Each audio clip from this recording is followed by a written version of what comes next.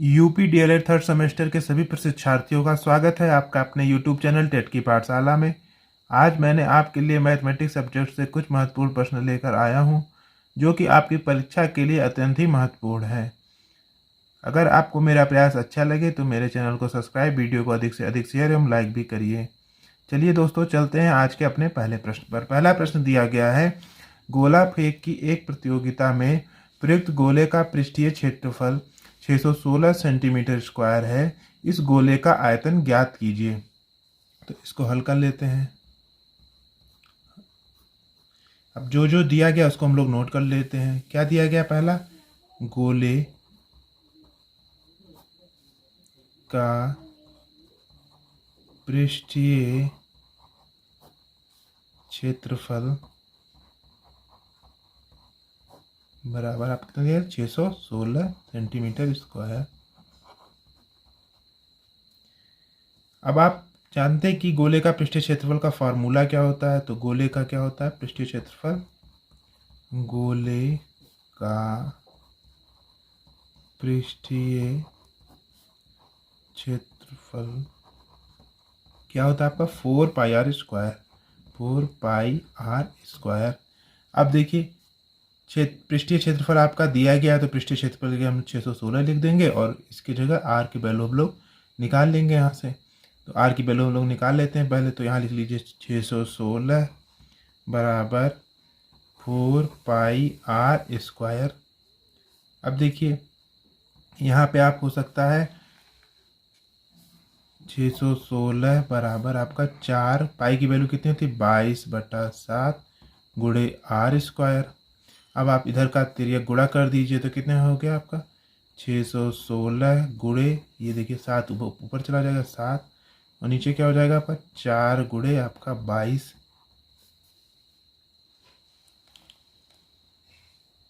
बराबर आपका are square हो गया। अब इसको कट कर दीजिए, 11 से कट कर दीजिए, 11 दूना के 22। यहाँ पे देखिए 11 पच्चे 55, और यहाँ पे आप कितना बचा? 6 बचा, 11 6 66। अब इसको फिर कट कर लीजिए। कट करेंगे किससे? 2 से कट कर लीजिए, 2 इकन्ना में 2। यहाँ कट करेंगे 2 दूना 4 और 2 8 16। अब 28 4 से भी कट जाता है तो 28 को भी कट लीजिए, 4 इकन्ना में 4 और 4 सत्ते 28। अब आपका बचा क्या? 7 यहाँ बचा और 7 ये बचा, तो कितना बचा? 7 गुणे 7 बराबर आपका आर स्क्वायर। इसीलिए आर बराबर क्या हो जाएगा आपका? √7 गुणे 7। तो आर बराबर आपका कितना हो गया यहाँ से? 7 सेंटीमीटर। यहाँ से आपकी त्रिज्या आ गई। जो आर होता है वो त्रिज्या होता है। अब हमें ज्ञात क्या करना है प्रश्न में? प्रश्न एक बार फिर देख लीजिए। प्रश्न में हमको ज्ञात करना है कि गोले का आयतन ज्ञात करना है। तो हम लोग गोले के आयतन का फार्मूला नोट या लिख देते हैं यहाँ पे। सूत्रानुसार गोले का आयतन बराबर कितना होता है आपका? 4/3 पाई आर क्यूब। अब यहाँ पे हमें आर की वैल्यू रख दी, मिल गई है 7 सेंटीमीटर। तो यहाँ पे हम लोग आर की वैल्यू यहाँ पे हम लोग कर देते हैं। आर यहाँ पे 7 सेंटीमीटर स्क्वायर नहीं होगा, 7 सेंटीमीटर होगा। तो अब हमें 4/3 पाई की वैल्यू कितना हमने आपको बताया था? 22/7 और 7 का क्यूब, 7 गुणे 7 और गुणे 7। आर की वैल्यू 7 दी गई। अब एक 7 से 7 कट गया। यहाँ पे आप अब क्या आएगा? 4 गुणे 22 गुणे 7 गुणे 7/3 आएगा। अब इसको आपस में गुणा करेंगे तो कितना आएगा? 22 चौके 88 और 7 सत्ते 49। 88 का 49 में गुणा कर दीजिए, 88 गुणे 49/3। तो ये कितना आ गया आपका? ये आपका गुणा कर देंगे तो आपका आएगा 4 3 1 2/3। इसको 3 से डिवाइड कर देंगे तो कितना आएगा? 3 × 3 3 एकन्नम 3 हो गया, बचा 1, 3 चौके 12, बचा 1, 3 त्रिका के 9, बचा आपका 2, 3 सत्ते 21, बचा 1 पॉइंट, फिर 3 त्रिका 9, फिर एक बचेगा, फिर 3 त्रिका 9। तो इसलिए गोले का आयतन का क्या जाएगा आपका 1437.33 आ गया। यहाँ पे गोले का आयतन देखिए 1437.33। इसलिए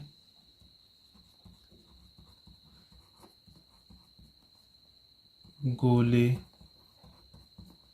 का आयतन कितना आ गया आपका 1437.33 घन सेंटीमीटर। ये आपका आंसर आ गया। आशा करता हूँ ये प्रश्न आपको समझ में आ गया होगा। चलते हैं अगले प्रश्न पर, प्रश्न संख्या 2 पे। अगला प्रश्न दिया गया है, एक बेलनाकार टंकी जिसका ऊपरी भाग खुला हुआ है, टंकी की त्रिज्या एवं ऊंचाई क्रमशः 14 सेंटीमीटर एवं 3.5 सेंटीमीटर है। टंकी पर पेंट करवाने का व्यय ज्ञात कीजिए, जबकि पेंट की दर आपकी 25 रुपये प्रति वर्ग मीटर है। तो इसको कैसे सॉल्व करेंगे? इसके लिए देखिए, पहले हम क्या दिया गया आपका बेलनाकार, तो हम लोग एक बेलन बना लेते हैं। बेलन हमेशा ऐसे बनता है।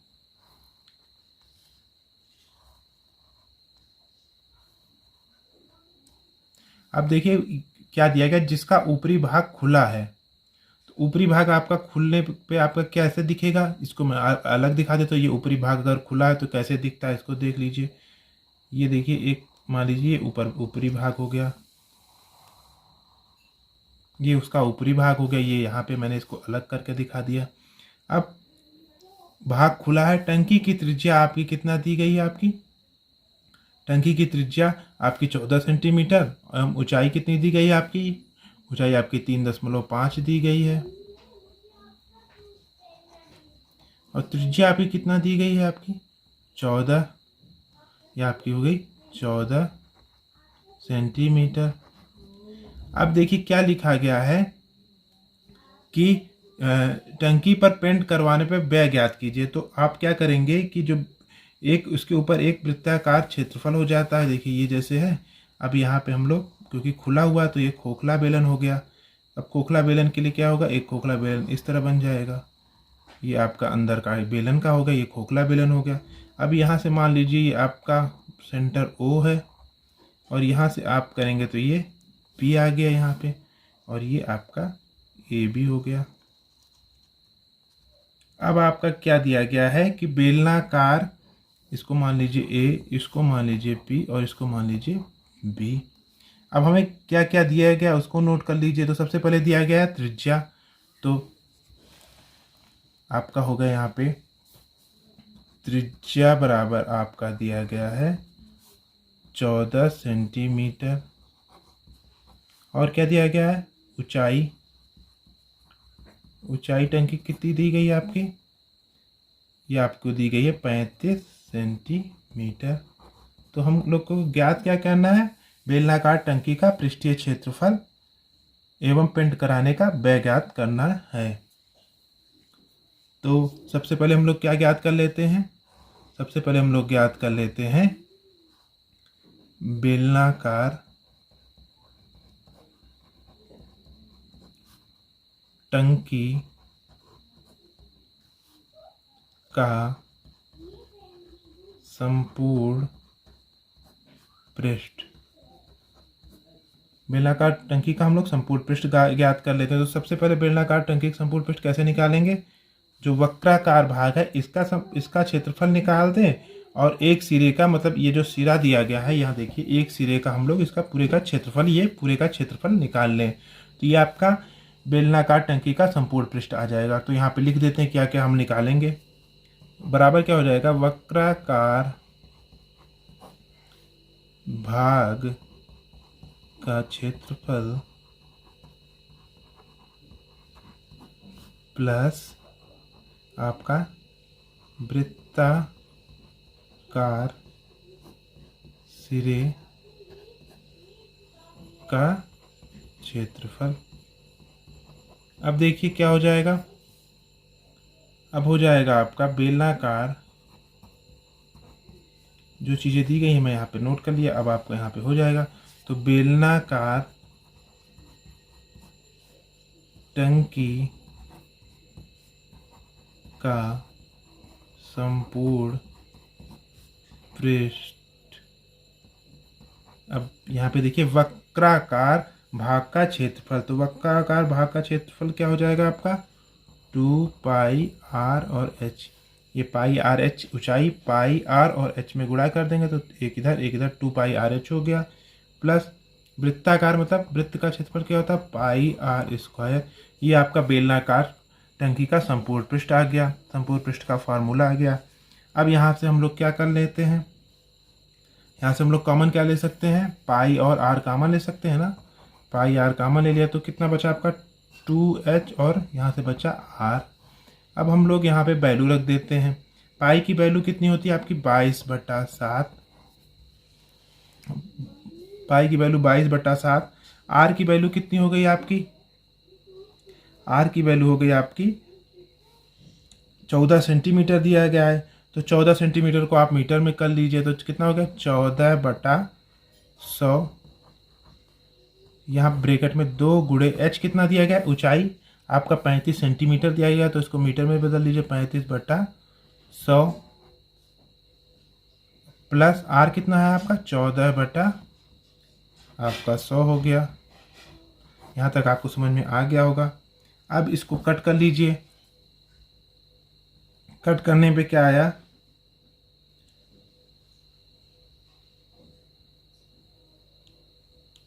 कट करने पे क्या आएगा आपका कि 22/7 हो गया यहाँ पे, गुणे 14/100, और यहाँ पे क्या हो गया आपका गुणे,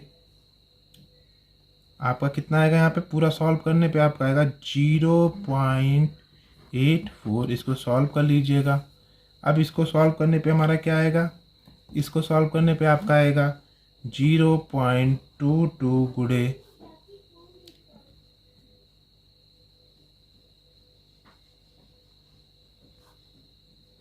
0.84। अब यहाँ पे सॉल्व करने पे क्या आएगा, इसको पूरा सॉल्व करेंगे तो आपका आएगा 0.3696 वर्ग सेंटीमीटर, नहीं वर्ग मीटर आएगा, क्योंकि हमने मीटर में चेंज कर दिया तो ये वर्ग मीटर में आ गया। अब वर्ग मीटर में आ गया, अब हमें क्या संपूर्ण पृष्ठ पता चल गया है। तो अब हमें क्या दिया गया था प्रश्न में, देखिए ऊपर प्रश्न में दिया गया है कि पेंट लगाने की दर कितनी दी गई है आपकी 25 रुपये प्रति वर्ग मीटर में। तो इसीलिए हमने आंसर कितना संपूर्ण पृष्ठ किस में निकाला, हम लोगों ने मीटर में निकाला है। तो अब यहाँ पे लिख लीजिए, चूंकि 1 वर्ग मीटर पेंट करने में व्यय बराबर आपका कितना है 25 रुपये, इसलिए आपका कितना आया यहाँ पे इतना आया है 0.3696 वर्ग मीटर पेंट करने में व्यय क्या हो जाएगा आपका 0.3696 और गुणे 25। अब इसका आपस में गुणा कर लीजिए। जब इसको आप गुणा करेंगे तो कितना आएगा आपका 9.23 रुपये। तो इसका आंसर आपका क्या होगा 9.23 रुपये इसका आंसर होगा, यही आपसे पूछा गया था। आशा करता हूँ यह प्रश्न आपको समझ में आया होगा। चलते हैं प्रश्न संख्या 3 पे।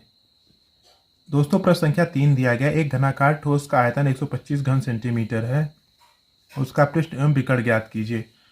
तो हल, माना घन का कोर, घन की कोर आपकी क्या हो गई a सेंटीमीटर। तो आयतन क्या दिया गया आपका, आयतन बराबर कितना दिया गया आप 125 घन सेंटीमीटर। तो हम लोग अब घन का आयतन निकाल लेते हैं। तो घन का आयतन बराबर क्या फार्मूला होता है आपका, कोर मतलब ए का क्यूब होता है। यहाँ पे आप लोग 125 दिया गया, 125 बराबर ए क्यूब। तो ए बराबर क्या हो जाएगा आपका, क्यूब रूट 125। क्यूब रूट 125 किसका वो होता है, आपका होता है 5 का। तो 5 बराबर क्या हो गया आपका 5 सेंटीमीटर। आपकी क्या हो गई ए मतलब आपका क्या है, घन की कोर हो गई। अब हमसे पूछा क्या गया, उसका पृष्ठ ज्ञात करना है। तो हम लोग घन का पृष्ठ क्या होता है, घन का पृष्ठ का फार्मूला। तो पहला क्या पूछा था आपका, घन का पृष्ठ का फार्मूला क्या होता है 6a²। 6 इंटू कोर का स्क्वायर, कोर को हम लोग यहाँ पे ए से डिनोट कर रहे हैं। तो यहाँ पे हमारा ए की वैल्यू आ गई। तो यहाँ पे देखिए 6 और यहाँ पे क्या आ गया इंटू 5 का स्क्वायर। यहाँ पे करेंगे तो कितना आएगा 6 गुणे 25। 5 का स्क्वायर कितना होता है 25। तो 25 छक्का कितना होता है 150। और ए स्क्वायर दिया है तो मतलब क्या आएगा सेंटीमीटर स्क्वायर या वर्ग सेंटीमीटर। ये इसका पहला आंसर हो गया। अब दूसरा हम लोगों से क्या पूछा गया था, दूसरा हम लोगों से पूछा गया है कि विकर्ण ज्ञात करना है। तो हम लोग घन का विकर्ण का फॉर्मूला नोट कर लेते हैं और घन का विकर्ण निकाल लेते हैं। तो घन का विकर्ण बराबर क्या होता है a√3। तो कितना हो गया आपका, ए आपका कितना आया है, यहाँ से ए आपका 5 आया है। तो 5√3 सेंटीमीटर ये आपका घन का विकर्ण आ गया। तो यहाँ पे क्या यहाँ पे एक जगह लिख दीजिए कि अतः घन का पृष्ठ बराबर 150 सेंटीमीटर स्क्वायर तथा घन का विकर्ण कितना आ गया आपका 5√3 सेंटीमीटर। ये आपके आंसर हो गए। चलते हैं प्रश्न संख्या 4 पे। अगला प्रश्न इंपॉर्टेंट प्रश्न है। ₹2000 का 10% वार्षिक ब्याज की दर से 1 वर्ष का मिश्रधन एवं चक्रवृद्धि ब्याज ज्ञात कीजिए यदि ब्याज अर्धवार्षिकीय देय हो। तो अब यहाँ पे हमें ब्याज किस में दिया गया है, अर्धवार्षिकीय देय में दिया गया है। तो इसके लिए हम लोग एक नोट लिख लेते हैं जिससे आप प्रश्न को आसानी से कर लेंगे। तो नोट क्या होता है, यदि ब्याज छमाही या उसको क्या बोलते हैं हम लोग अर्धवार्षिकीय, अर्धवार्षिक देय होता है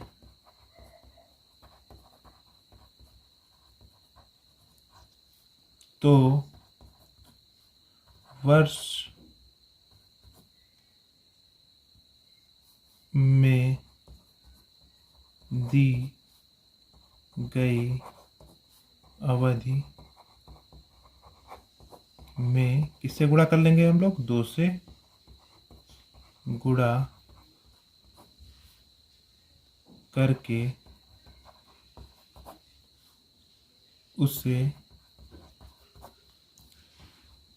छमाही में परिवर्तित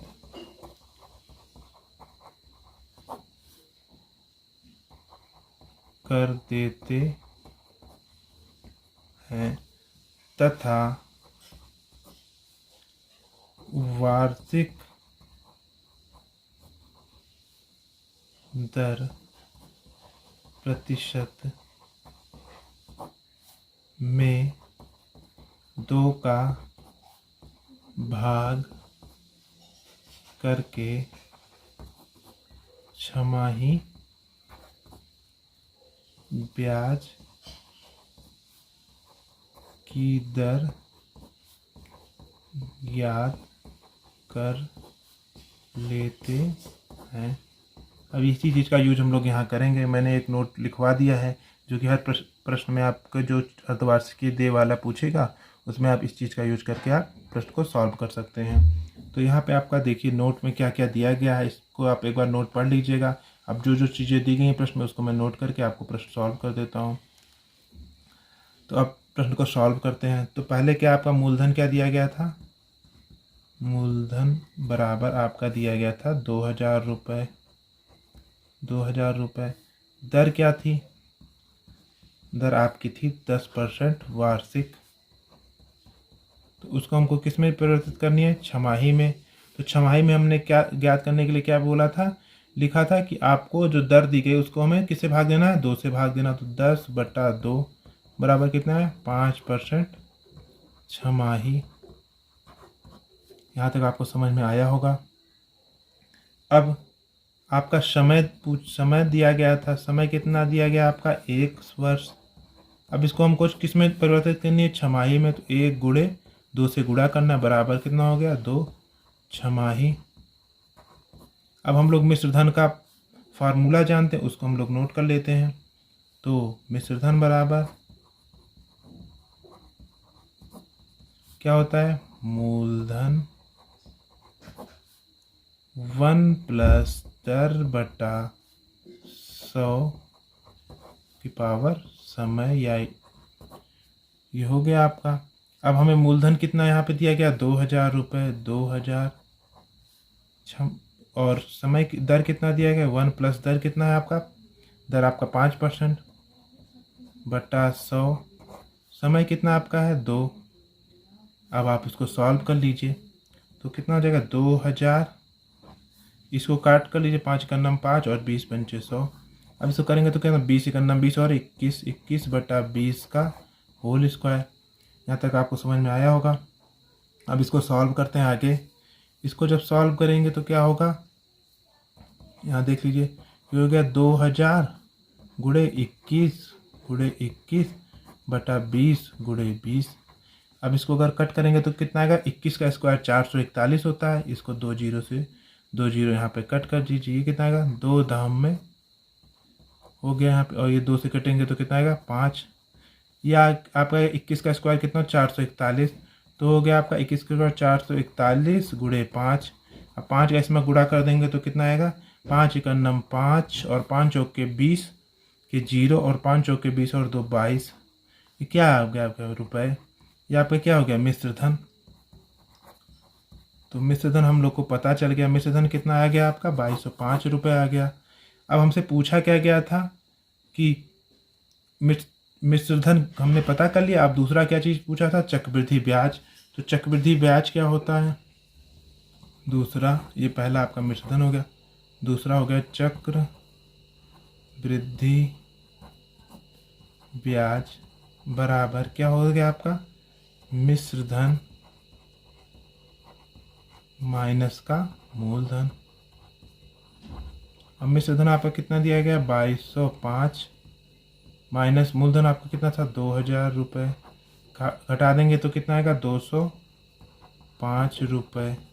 तो आपका देखिए चक्रवृद्धि ब्याज 205 रुपये और मिश्र धन आपका 2205 रुपये, ये आपका आंसर हो गया। चलते हैं अगले प्रश्न पर, प्रश्न संख्या 5 पे। अगला प्रश्न दिया गया है, ये है मझला ब्रैकेट, छोटा ब्रैकेट में 4 गुणे 5 की पावर -2 भागा 1/10 का स्क्वायर, मझला ब्रैकेट बंद प्लस 3/4। तो इसको सॉल्व करने के लिए हमसे प्रश्न में पूछा गया था DLED 2017 के पेपर में। तो इस प्रश्न को कैसे सॉल्व करें, पहले पदमाश के रूल से फॉलो करेंगे। इसका BOD और S, ये बहुत ही इंपॉर्टेंट फार्मूला है। इसमें पहले ब्रैकेट में हम लोग लाइन ब्रैकेट मतलब ऊपर का ब्रैकेट, फिर छोटा ब्रैकेट, फिर मझला ब्रैकेट और फिर बड़ा ब्रैकेट सॉल्व करते हैं। ऑफ का मतलब का होता है, D मतलब डिवाइड मतलब भाग, M मतलब मल्टीप्लिकेशन और ऐड मतलब प्लस, और सब्सट्रैक्ट मतलब घटाव करते हैं। तो इस रूल का फॉलो हम इस क्वेश्चन को सॉल्व करने में करेंगे। तो इसमें देखिए सबसे पहले हमारा लाइन ब्रैकेट है नहीं, सबसे पहले हमारा छोटा ब्रैकेट है। तो सबसे पहले हम लोग छोटे ब्रैकेट को सॉल्व करते हैं। सबसे पहले छोटा ब्रैकेट आपका क्या दिया, ये है और ये है, तो इसको सॉल्व करते हैं। तो देखिए क्या हो जाएगा आपका, पहले हम लोग नोट कर लेते हैं, 4 गुणे 5 की पावर -2 भागा 1/10 का स्क्वायर प्लस 3/4। अब इसको कैसे सॉल्व करेंगे? अब देखिए ये क्या हो गया, जिसकी पावर माइनस दी गई है वो क्या हो जाता है, 1 बटे में हो जाता है। तो सबसे पहले हम लोग क्या कर लेंगे, इसका पहले हम लोग गुणा कर लेते हैं। तो 4×5 कितना हो गया, 20 की पावर -2 और भागा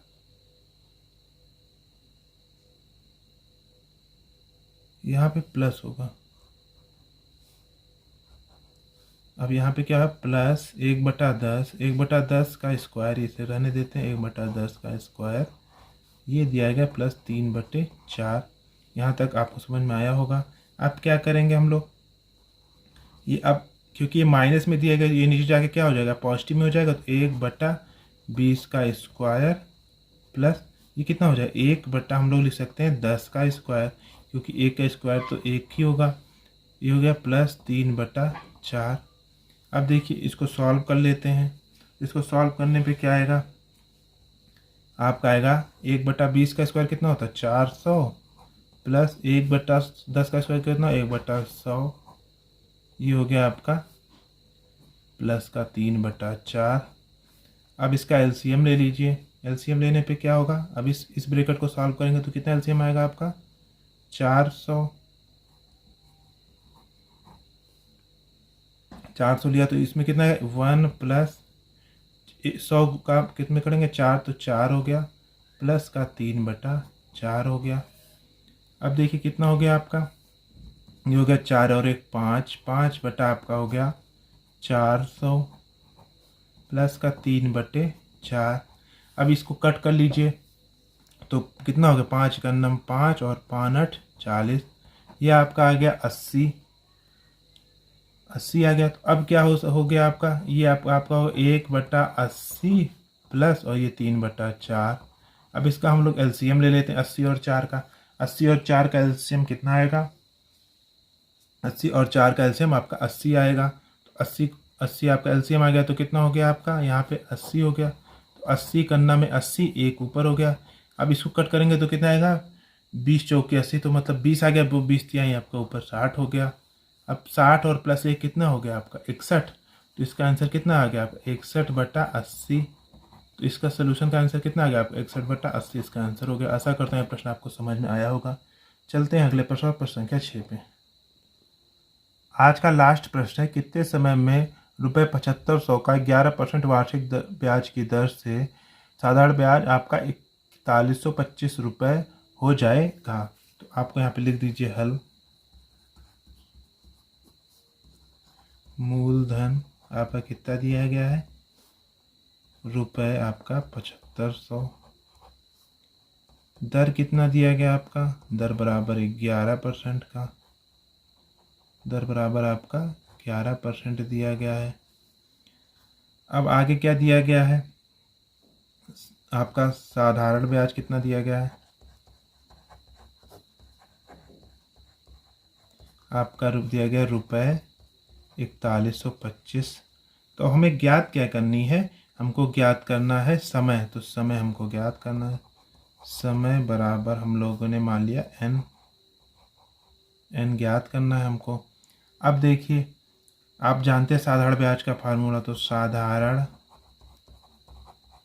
ब्याज बराबर मूलधन गुणे दर गुणे समय बटा का 100।